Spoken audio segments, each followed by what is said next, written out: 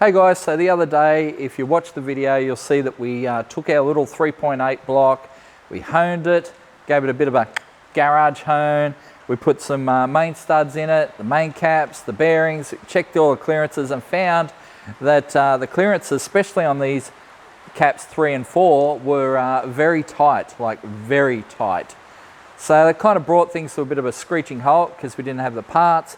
So the guys at Top Torque have sorted us out with some bearings. These are extra clearance bearings and hopefully they will solve our problem. So what we're going to do is remove these 2 caps because they're the problem children. Remove those caps and we will slot in the new bearings and see if that solves our problem. I've got to say this engine has been a bit of a problem all up, and I'm really regretting doing this, but you got to remember the Trovo used to be a problem trial once upon a time as well. We had all sorts of dramas with it, and now it's fantastic. So hopefully we'll get there with this, and Supermang will be a ripper as well. But you know, this is just part of working on cars. You deal with this stuff, and we will deal with it. So let's whip off these main caps, slot in the bearings and see what we're dealing with.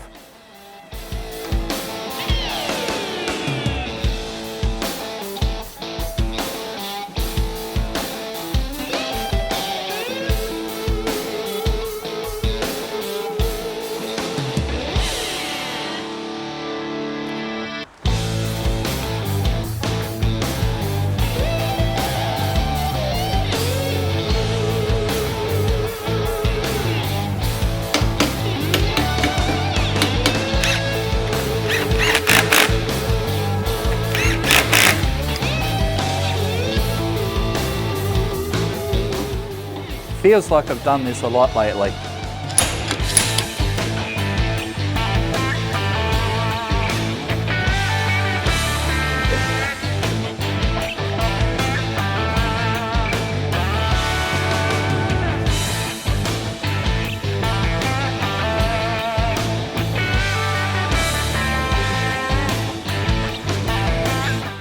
Screw our studs in.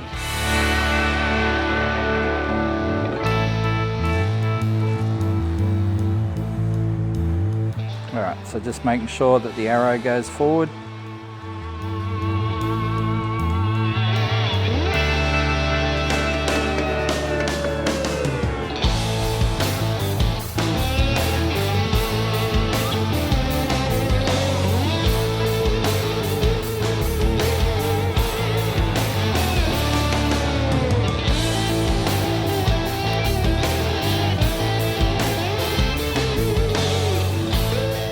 So just the same as I did before, I'm just going to do it in 3 steps. So 50, then 80. This is Newton meters, mind you.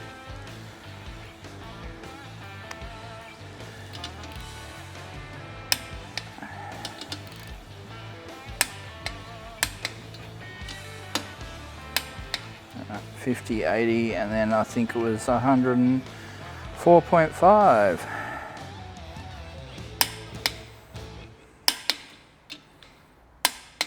Okay, time to do some measuring.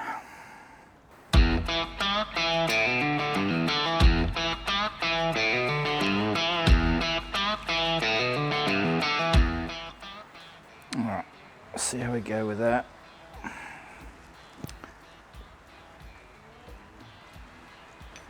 So, last time we did this, the measurement was 2.4995.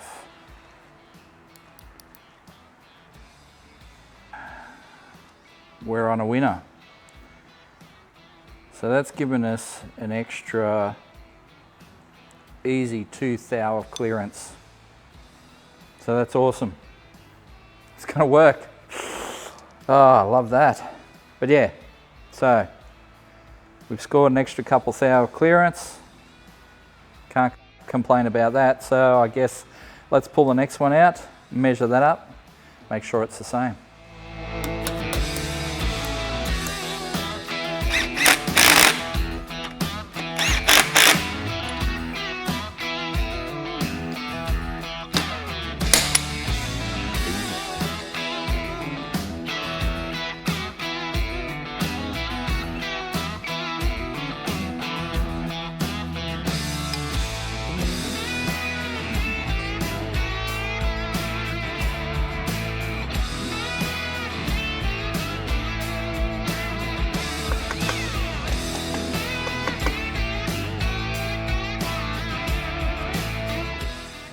If this all feels like a time-consuming process, that's because it is.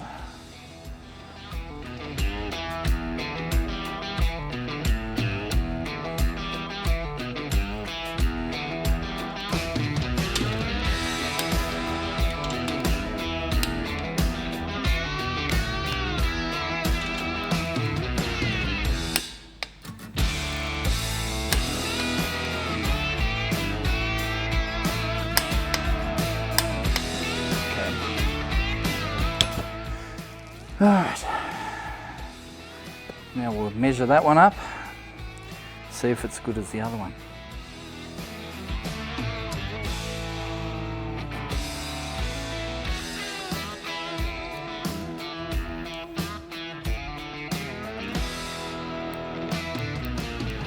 They're all coming up about 2.5, 3 thou. Let's say 3 thou pretty much clearance, which is good. A little bit of extra clearance is awesome.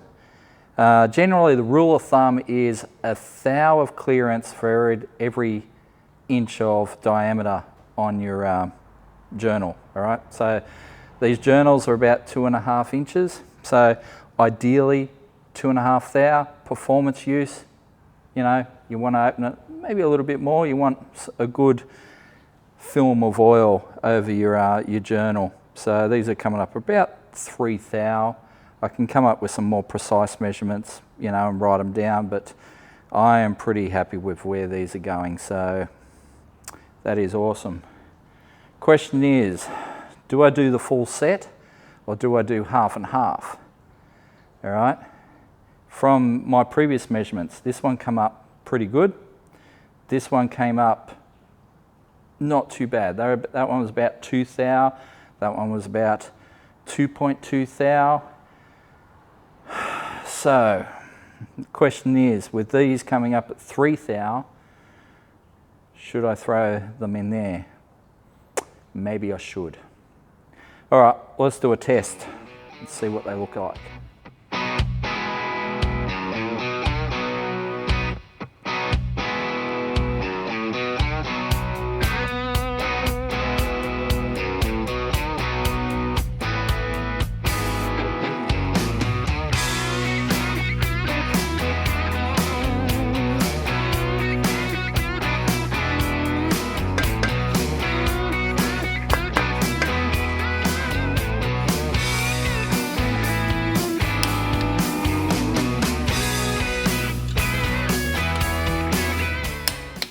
Right, so we have all the bearings in there now. So all the extra clearance bearings are in there. We've got it all torqued up. Let's have a look, see what we're looking at.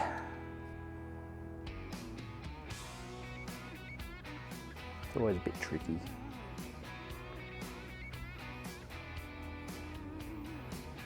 So yeah, they are a little bit bigger than these ones. But really, there's not a lot in it. So I'd be happy to send it with that, to be honest. It's like 3.5 thou. Yeah, I'm not angry. So I'll send it with that. Let's try the front one.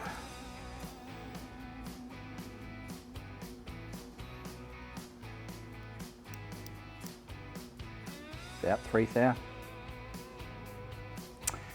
Yep, not disappointed. All right, I guess we should undo all those caps again. So studs out, caps off again, and then drop a crank in this thing. Right, well, we've got our figures now, and man, I am pretty happy with that. I know I gave you a very general overview before of where I thought it was falling. Now we've actually put the proper numbers in there, worked it out. And yeah, everything is between 3 and 3.5 thou. So I'm happy with that. And I think we should just lube it up and send it with a crank in it.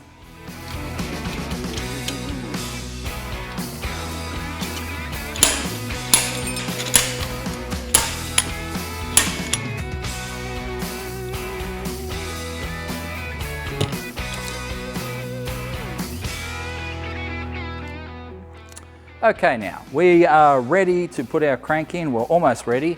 I'm going to put some assembly lube in there. We will do that. And I've been using a bit of a paper towel to clean things up because paper towel is oil soluble. So if you leave a little bit behind, it's not critical. It'll just dissolve in the oil and the filter will catch it later. Where if you get a cotton thread stuck in there, cotton is not oil soluble, and if it ends up in a bearing, you're screwed. So, had a bit of a clean up. We're going to lay some lube in there right now. And, oh, love that. Sound effects. I've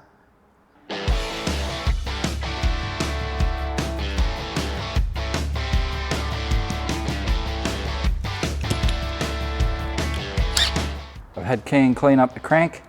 Now we're going to drop it in.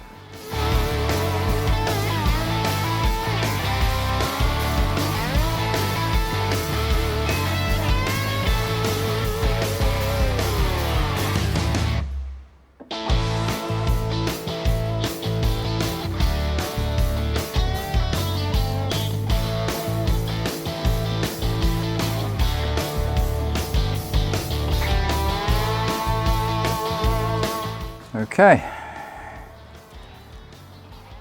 cranks in, spins pretty freely.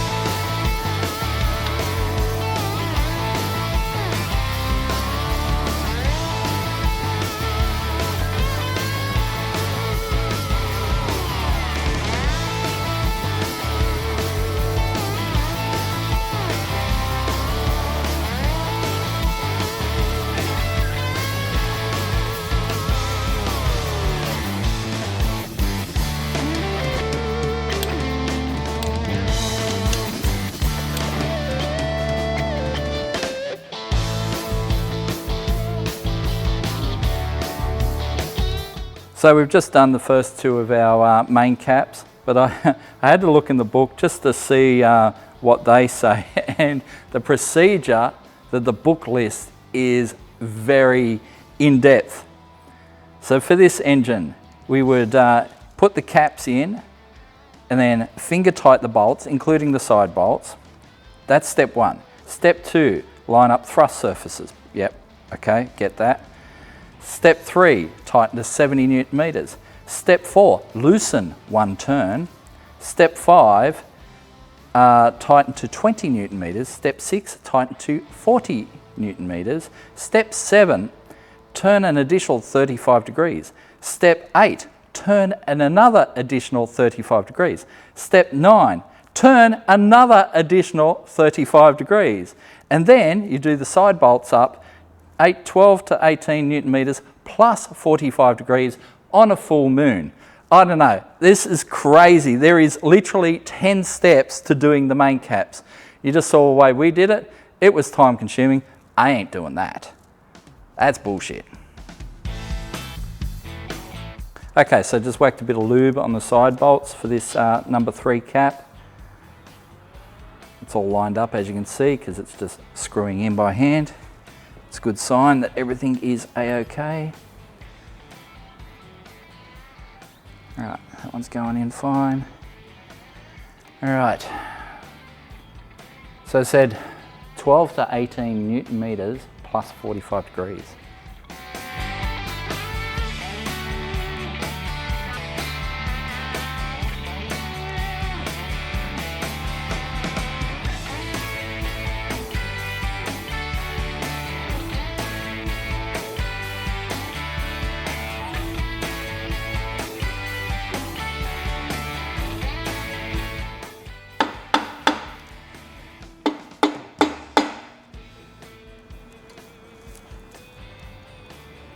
Making sure the thrusts are aligned. It's very easy to misalign them, so yeah.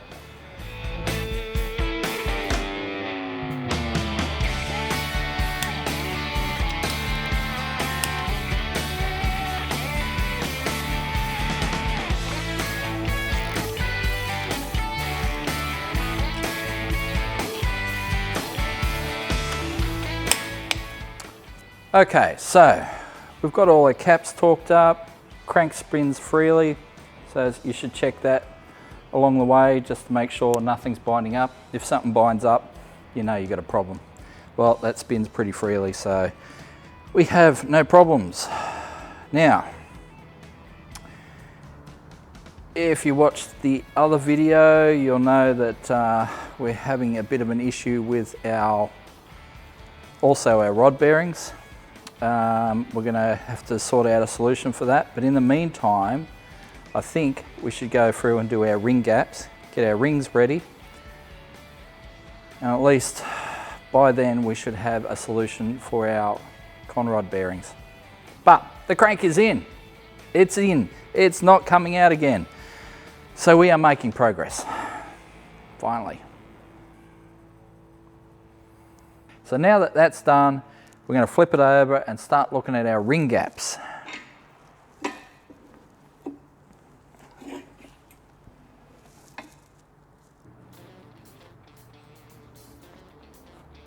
So we have a brand new box of piston rings here, so we'll crack them open, have a look inside, and what do we got? All right, so oil rings,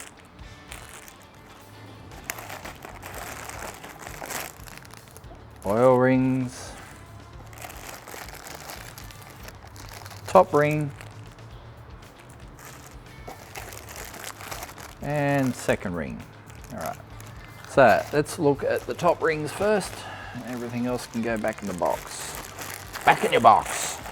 Come on, there we go. Alrighty.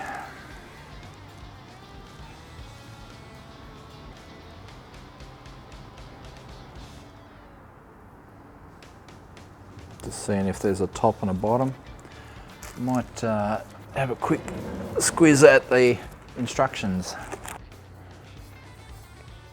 Because the instructions are very, very small, I'm going to need the specs. Alrighty. Look for dot or laser mark.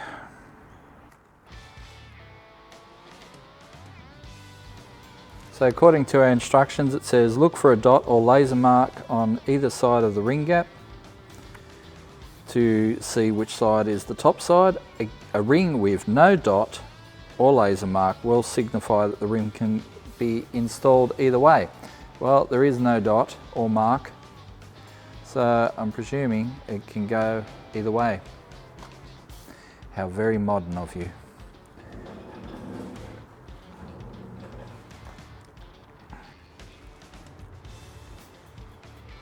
So that shows you there, actually there's a dot on top of this factory ring, so to signify the top side of the ring.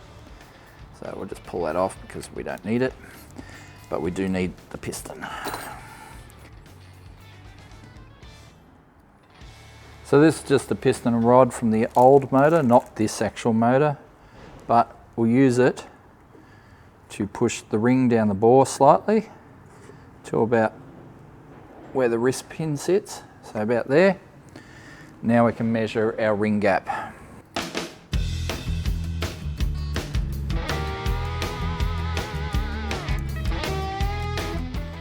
Alright, so what's that one? 20 thou.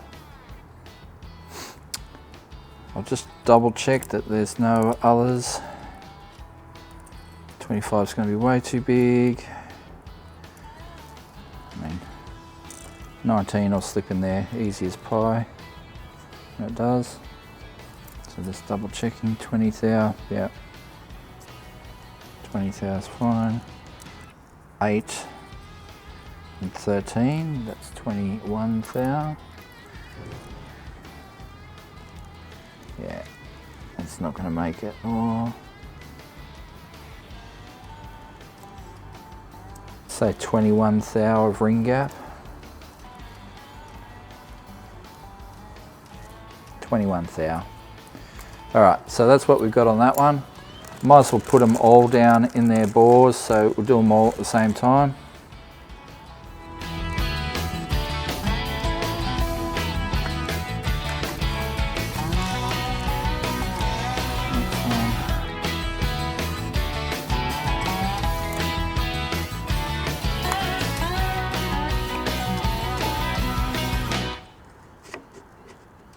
slide them in.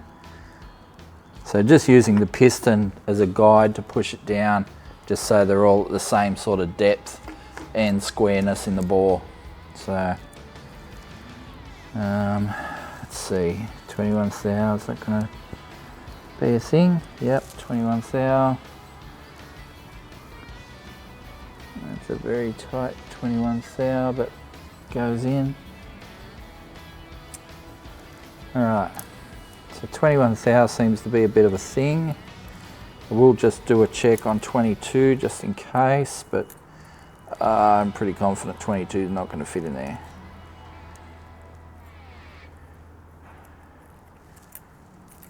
$10 and $12.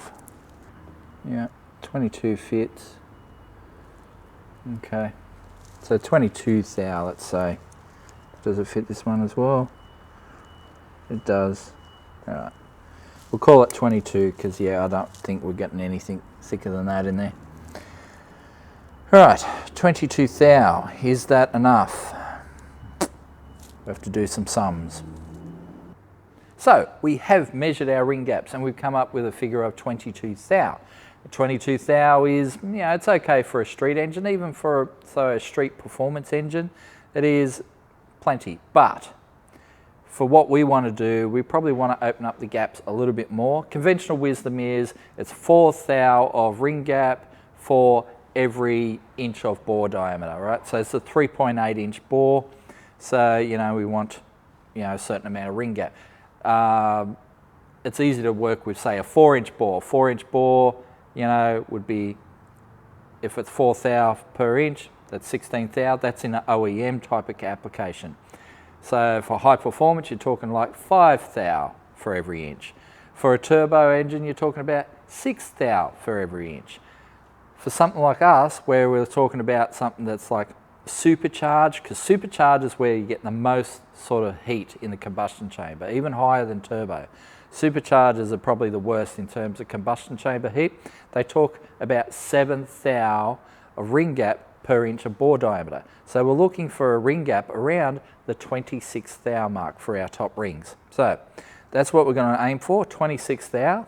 At the moment we're 22. We have a ring filer here. So I've just gone and picked this up. We're going to file the rings, so get them out to that 26 thou mark, and then we'll look at our second rings, which again, ring gap on the second ring, conventional wisdom is that it is smaller than the top ring, but there's also some theories on having a bigger gap on the second ring so you don't get reversion between the rings and it affects the sealing of the top ring. So anyway, we'll talk about that later. Let's do these top rings, open them up, 22 thou to 26 thou. 3, 4, 5. So as with most engine building operations, it is a time-consuming process. So you kind of want to do it right. However, you know, it is me talking, so I can imagine so many people beating up their keyboards right now, just going, "Scotty, you never do anything right." Well, I try to. I do try. Nope, still too tight.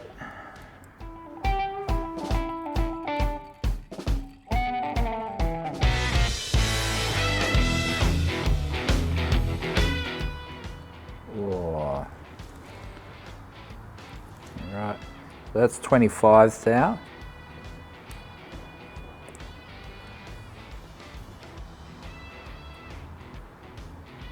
Which is kind of, at 25 would be fine. I may even send it with 25, to be honest. Because at the end of the day, this is still a street engine, it's not a full race engine. Oh, I do have 26 here, so maybe I'll try that. No, I've got to, for 26, got to do a little bit more. Let's do it.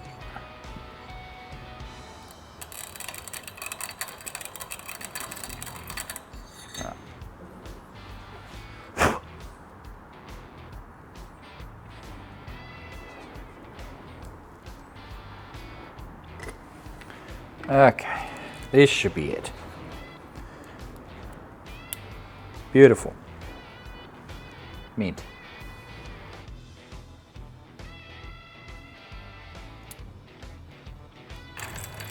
So just doing the next one now.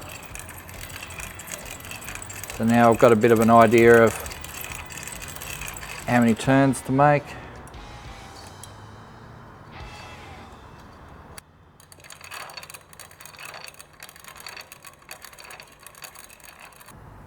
Yeah, just a tad tight, just a little bit more. You're better just creeping up on it than, you know, trying to go too hard too early. It's one of those things. It's better to be kind of just step up on it rather than just try and hit it the first time, because yeah, if you go too far, you're screwed. That is us. All right, next one.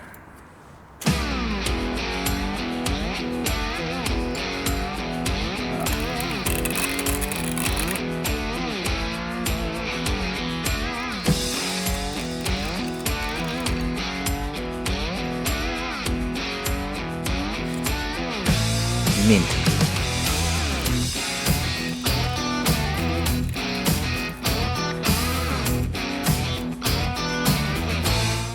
Beautiful. 26th thou. All right, so that's the top rings all done. Now, I'm going to move on to the second ring. 4, 5, 6.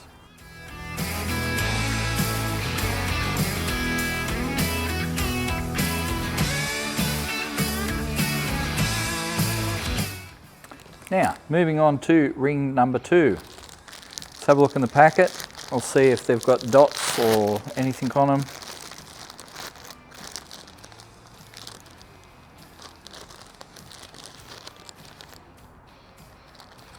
Yep, they have a dot. So that will be the top. So that will be the top of the ring, but we're kind of running out of time today, so I guess we'll save this job for tomorrow rather than trying to rush it right now. So, lights out, let's come back tomorrow.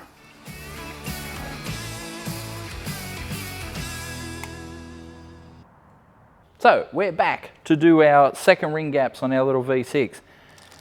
Now, there's a bit of controversy about second ring gaps. Conventional wisdom was, back in the day, that the second ring was typically smaller a gap than the top ring.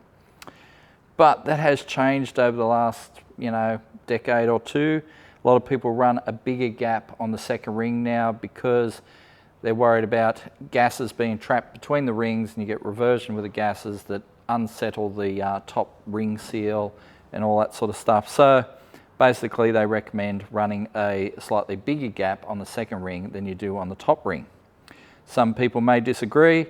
I don't care. We're going to run a couple thou extra gap on the second ring. So we'll get in here with cylinder 1. And we'll make it happen. All right, she's not 26 thou anyway, so we'll open that up.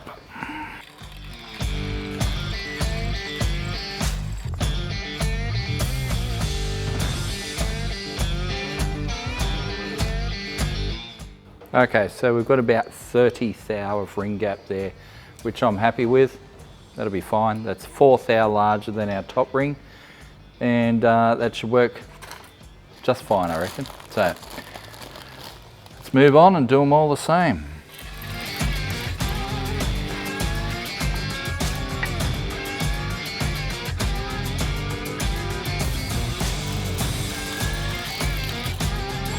Spot on.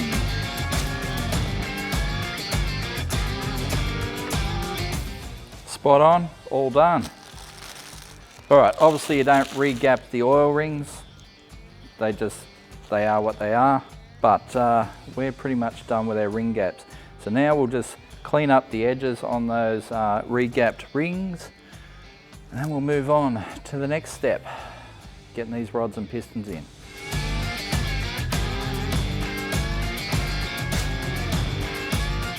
So I'm just going to engrave the rods with a number on them because they've got no identifying marks on them at all to let you know which hole they came out of. So we'll make them identifiable, and then we're going to take them up to top torque and they're going to resize the rods. The thing that we said we weren't going to do, we're going to do, because our bearing clearances are so tight. They're like 1 thou, and 1 thou is too tight.